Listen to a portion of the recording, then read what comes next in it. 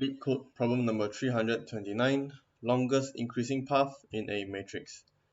So this problem gives us a m times n integer matrix, and the goal is to return the length of the longest increasing path in the matrix.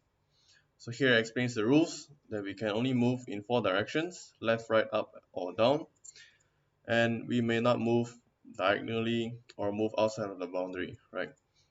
So pretty standard rule. So we can't go outside and we can't wrap around, something like that.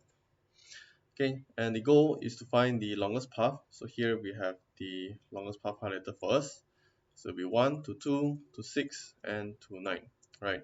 We can't go to a number that is the same or a number that is lower, right? Because it has to be increasing. Alright, so my approach to this problem is to use DFS while storing what I have walked through in a dynamic programming, basically caching what I've walked through, right? So the idea is that I have a matrix as well. So all of these matrix will store the longest increasing path starting from this box, right? So let's say if I were to start from this number 9, I can't go up, can't go left, right? But I can go to the right and down. But at the same time, I also check if if the target that I'm going to is the same or bigger than the current number, then I can't really go to there, right? So I will just have to return in my DFS function. Same goes to here, just return it. So in the end, I shouldn't have done that. So in the end, the longest increasing path for this box would be 1, right, which is the number itself. So same goes for here. We cannot go here, cannot go here, cannot go here as well, right? Obviously can't go up, so this will be 1 as well. Alright, so I need to stop doing that. Alright, so when we reach to this box, however, things get a bit interesting. So obviously we can't go up, we can't go right. We can go either left or down, right? So let's try going down first, right? So when we go down, obviously our LIP will increase to 2, right? There's 2 numbers now. So this could be 2, right? Just write 2 here. Or we could go left, which will visit what we have already visited, which we already know is 1, right? So the current 1, we'll need to plus this 1 here, and this will give us 2 as well. So in the end, this box would give us 2, right? Since the maximum of both of these,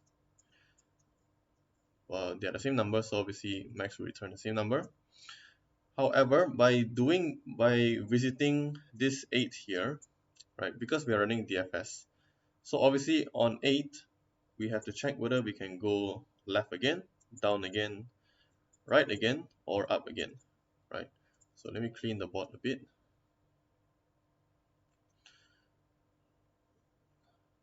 So again, we've started from 4, go down to 8, and now we have 3 choices, right? We can either go back up, left, down, but we can't really go right. So what happens here is that since we are going back up, right? If we were to go back up, since we have already visited this column, and this was 1 before, so we already know that the maximum, the route here of going up will give us 2, right? That is if we go up. Now for left, right, let's see.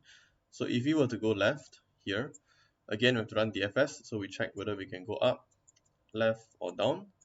So in this case, we can't go to any of the squares here because the number does not increase. Actually no, I take that back, because we can't even go to 6 because 6 is smaller than 8. Yes, so we can't go 6. We can't go 1 as well, right? Because 1 is smaller than 8. almost got confused there. Yeah, we can't go up 2 because obviously this number is smaller than 8. But so at the end of the day, there's only there's only 1 right itself, because we can't go anywhere else from this box. So in effect, from solving 4, we indirectly solved for 8 as well, right? So we know for the fact that this box would be 1, right? That's what we did. It's over here. That's what we did to store the values for going left, right, top, and bottom.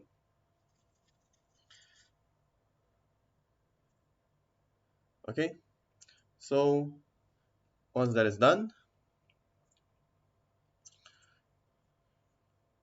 again we move to the next box, 6, right? So we know we can go up, and by going up, we are going to plus this as well. So 1 plus 1, this will give us 2.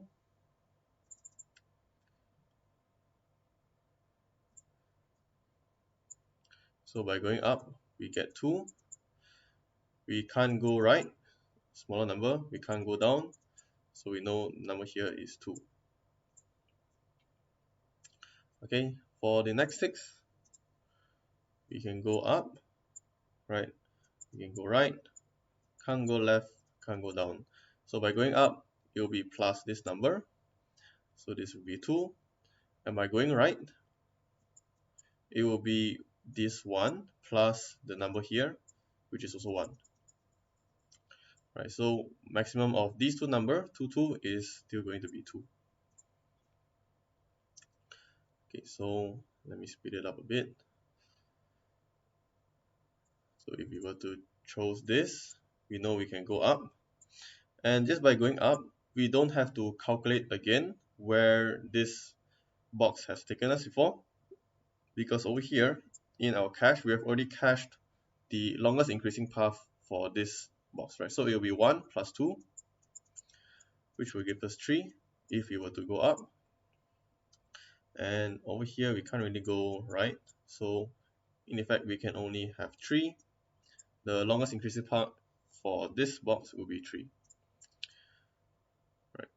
So if we were to do the same thing for this one here, we can go up, go right. Can't really go right, but we can go left and we can't go down. So again, it'll be 1 plus this 3, which is give us 4, or we can go up, which is 1 plus 2, but this will give us 3. And the maximum of these two numbers is 4, so this will be 4. Okay, the last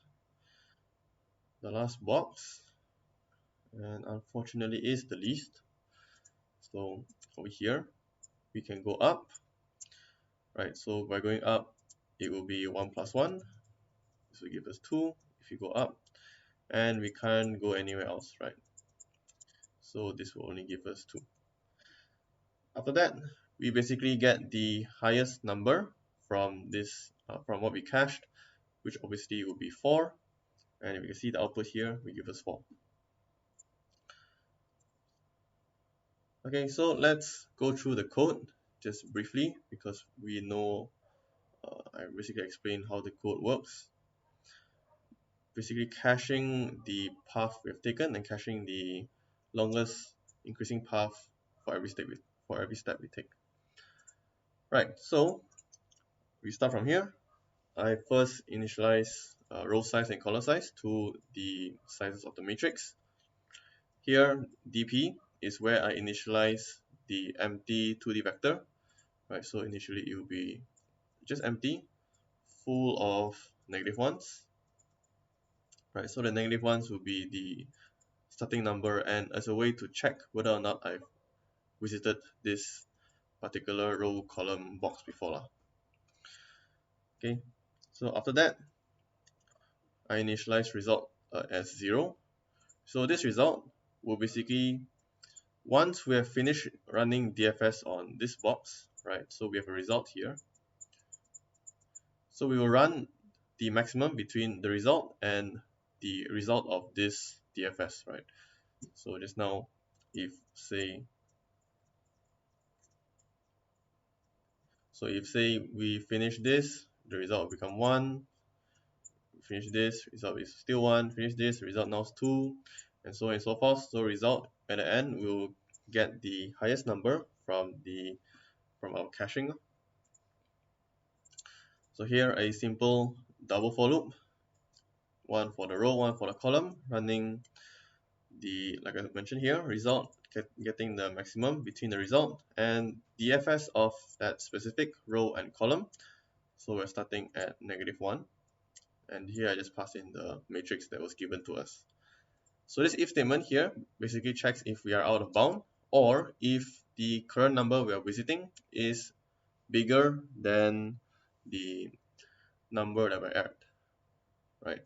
So if it's not, then we just return 0, right? If it's smaller than, so basically if I were to be over here 9, I can't really go to 4, can't really go 9, can't really go 6, right? Because 9 is bigger than all 3 of them, and we only need the increasing path, so we can only go to boxes that are bigger than 9. That's why we have to return 0.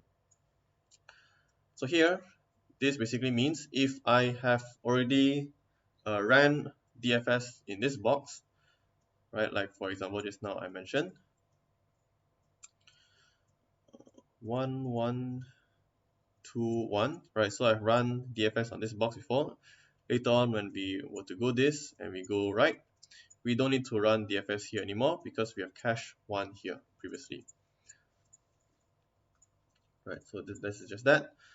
Otherwise, the rest are -1, right? So since they are -1 means we have not run DFS before.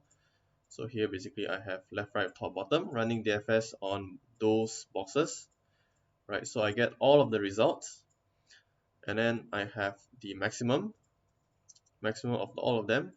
So let's say if I were to go, let's say here, yeah. So here for example, if I were to go up, this will give us 2, right? Up is 2.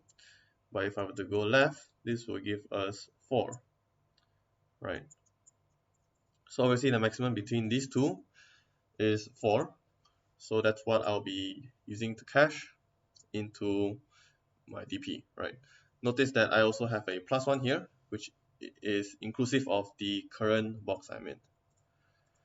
Right, once that is done, I just return what I've calculated. Same thing is if it is cached, otherwise I just return it.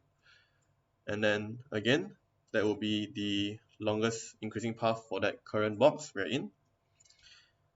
So once that happens, we compare it against the existing result. If it is bigger, the result will be replaced. Otherwise, it will continue running DFS on all the boxes. So we're checking solution for all of the boxes. And once that is done, we just return result, which should give us the longest increasing path for the matrix. Alright, that's pretty much it. That's all I have to show. Thanks.